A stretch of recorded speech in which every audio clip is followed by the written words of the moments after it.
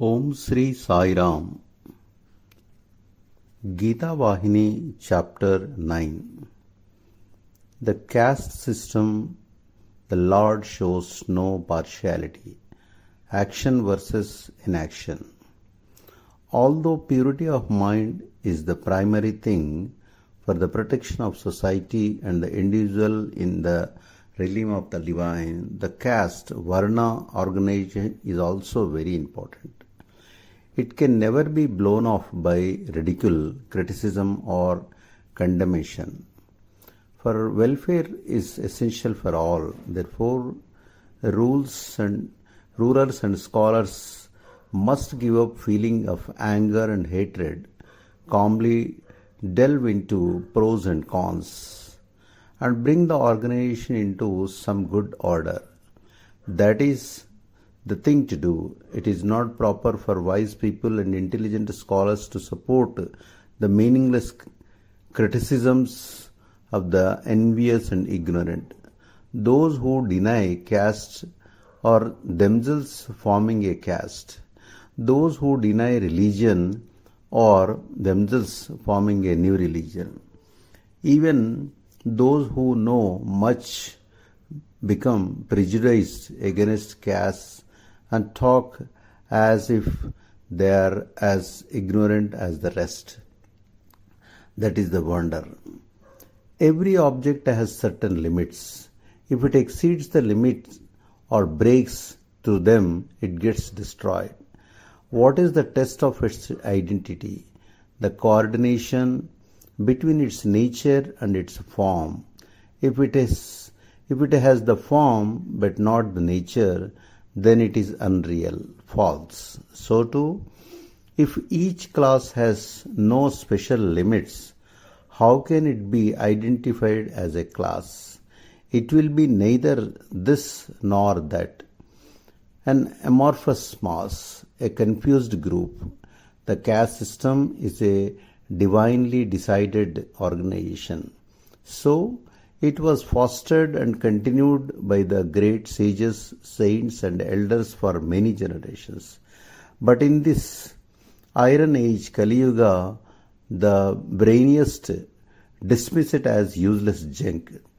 Without deep inquiry, without discrimination, if people look at this organization from the external, the individual standpoint, how can they arrive at the right conclusions? The sanctity and value of the caste system will be revealed if you have inner sight, a universal outlook, and an inquiring spirit. Just as the butter inherent in milk is made patent by the process of churning, so too the specific value of the four castes will become manifest only through the process of discriminating inquiry. Then prejudices will perish and reality will be revealed. The four castes are like the limbs of the same body. They have evolved out of the same divine body. The Brahmins form the face, the warriors form the hands, the businessmen form the thighs, and the laborers from the feet. Of course, these expressions have a deeper inner meaning. Those who, like the Guru, teach the principle of wisdom or the voice, they are the Brahmins. The strong-armed bear the burden of the earth, they are the warriors. The social edifice is upheld as on pillars by the businessmen. So, they are figuratively described as emanating from the thighs of the divine person. Unlike the feet, they are engaged in going about all kinds of activities. The laborers are ever engaged in the basic tasks of society. The peace and happiness of society will suffer if even a single caste is slack in its task. All castes are worthwhile and valuable, just as all limbs are important.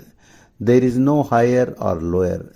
Hatred and rivalry in society are as harmful as the stoppage of work by all the limbs in anger against the stomach. A sugar doll is sweet all over. Break off its head and eat it, it is sweet. Break off a leg and eat it, it is as sweet as the head. Then how can the castes, which are the limbs of the same divinity, be pronounced higher or lower? Limbs are different, but the very same red blood flows in all and animates all. There is no special variety for the hand or leg or face. The caste system is ordained by the Vedas, so there can be no injustice in it.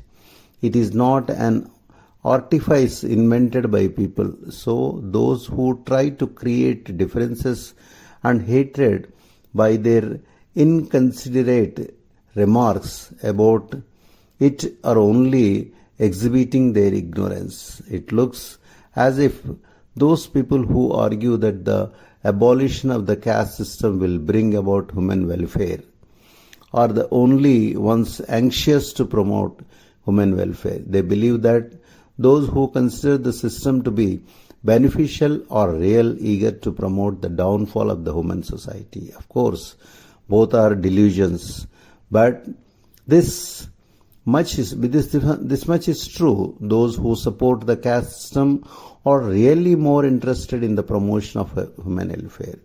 The others think that if castes go, they will be saving the country. That is a deluded belief. If only virtues and faults are analyzed carefully and without prejudice, there will be an end to this uninformed campaign of hatred and enmity. Then there will be a great change in the attitude of people toward the caste system. Increased hatred will not benefit anyone. To pursue the ideal of all or equal is like running after the mirage to slake one's thirst. It will only breed discontent. The rulers must now assemble and consult the representatives of the people, namely pundits and experienced elders, and discuss the value of this ancient system of social organization. Instead, if they just decide on the basis of external forms and features that there is some poison in this and run into panic, they will only reveal their ignorance. The rulers as well as the pundits have the happiness of the people at heart. Why? This caste system originated with that very end in view. It has led to comments because it was not practiced according to the continued counsels of the wise. Take one small example. Some nations have manufactured bombs that can wipe out 1 million people at one burst. Although they know this is bad, the rulers themselves encourage it. If the bombs are used as the whim takes them, ruin will fall on them. When choice threatens, they are to be used only for self-defense. The purpose is not the destruction of the world, but the protection of the values of one's own country and culture. So also, the caste system is to be treated as strong armament to protect the country and culture. The rules and regulations, the restrictions and recommendations are all to defend the people from ruin. They are disciplines that have to be honored in the way they are laid down and followed strictly and correctly. To deal with them as the whim dictates, without regard to the directing bounds, limits and boundaries, is to invite anarchy. Therefore, the elders, the rulers and great pundits and the leaders of the community guarded and fostered this organization and preserved it. Think of this for a while and the truth will flash on you, whether it is beneficial or not. If it was ruinous to society, would they have fostered it? Do you mean to say they were all foolish, or that they did not have the present type of scholarship, or that they were brainless? No. Their intelligence, scholarship and spiritual eminence, Their spirit of inquiry and their impartial, prejudiced approach to social problems can be found only among 1 in 100 today. Ascetics who dedicated all their intellectual and moral strength for the welfare of the world, a task that was the very breath of their life, yogis, spiritual warriors, and great seers who sought to confer true contentment to the human community. These were the formers of the social organization that the moderns condemn. They were not like the reformers of today, who yearn for welfare in a profusion of words, but who undermine by their actions the very thing they profess to yearn for. This type of trick was unknown to the ancient sages.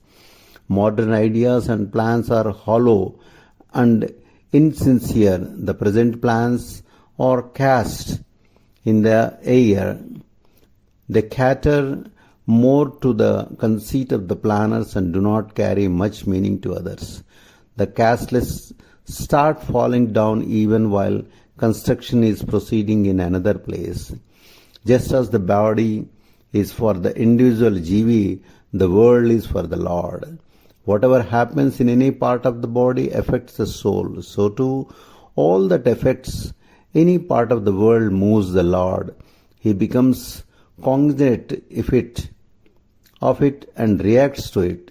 Just as you are interested in all the limbs of the body being in perfect trim, the Lord is interested in seeing that every country and every part of the world is happy and contented. Will He harm any country that is primarily a part of Himself? In matters relating to the Lord, all have equal rights, all are equal. Yet one limb cannot carry out the duties of another.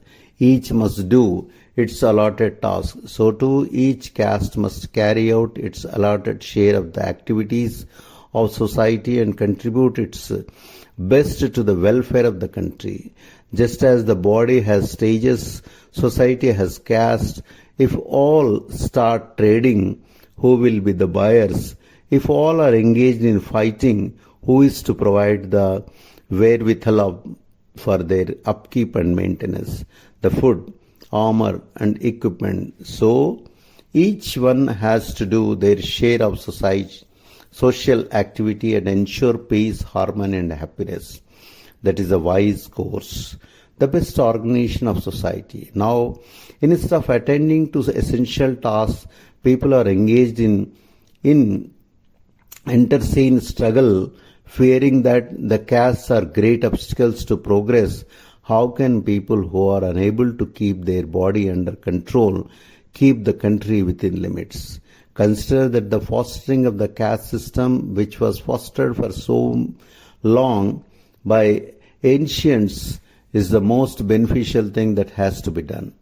The Lord showed no partiality while organizing the caste system. He has no such trait in Him.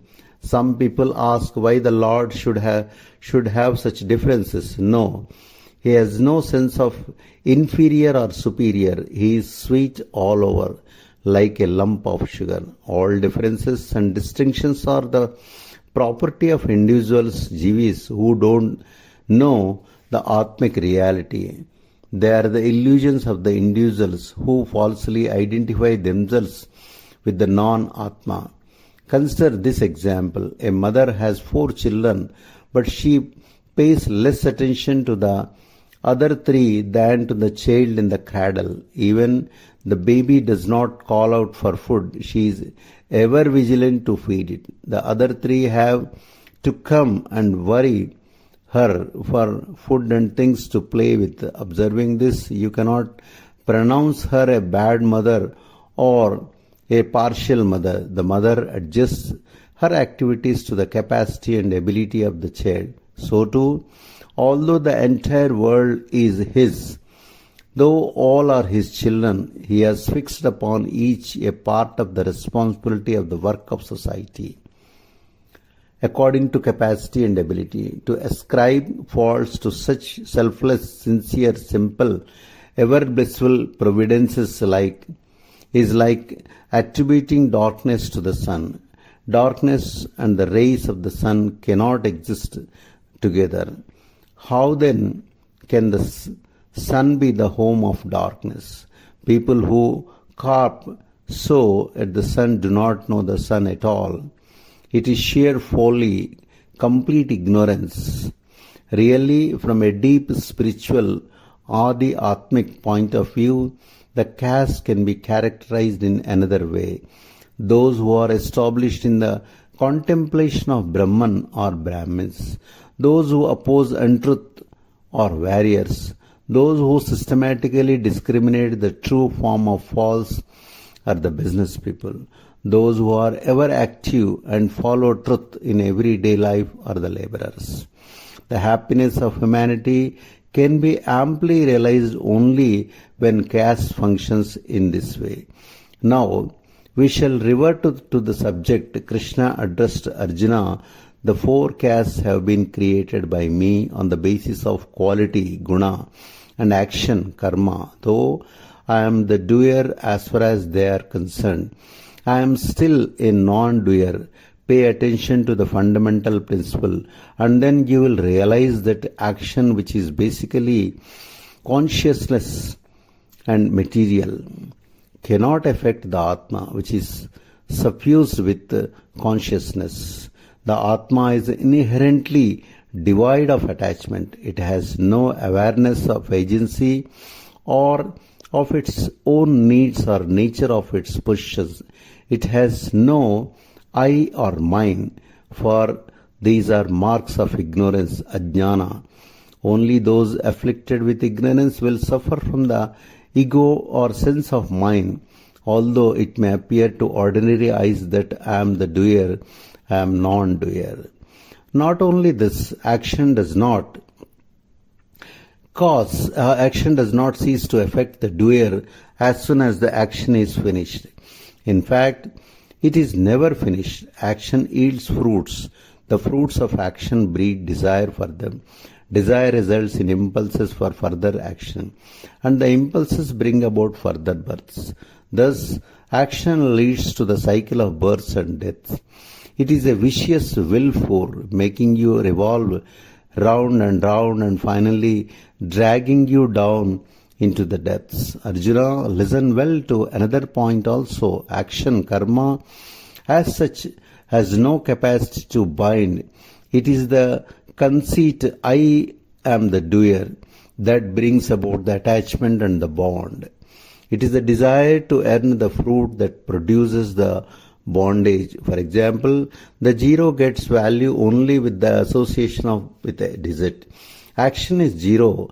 If agency for the feeling of doer is associated with the action, then it breeds bonds. So Arjuna, give up the sense of I, and action that you do will never harm you. Action done without any desire for the fruits thereof will not produce impulses. That is to say, there will not even be impulse for the birth. The aspirants of past ages performed action with this high ideal in view. They never felt that they were the doers or enjoyers of the fruits of any act. The Lord did. Lord gave the fruit. The Lord enjoyed the fruit. That was their conviction. This world has only relative value. It has no absolute existence. That was their faith, Arjuna.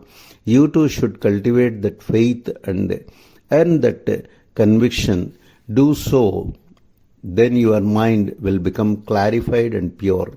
Know also the distinction between activity, karma, wrong action, vikarma, and non-action. It will tell you the main points of difference now. Listen, not all can grasp the distinction. Many aspirants get confused about this. They take it that one's own dharma is action, and that all actions done not as duty, dharma, but with a view to earn self-knowledge, atma-jnana, or wrong actions. Whatever the action, if it is done in the darkness and confusion of ignorance. However hard you may have exercised your abilities during the activity, its result can only be worry, grief, and travail. It can never result in equanimity, balance, or calm. One has to win action in non-action and non-action through action. This is the hallmark of wisdom.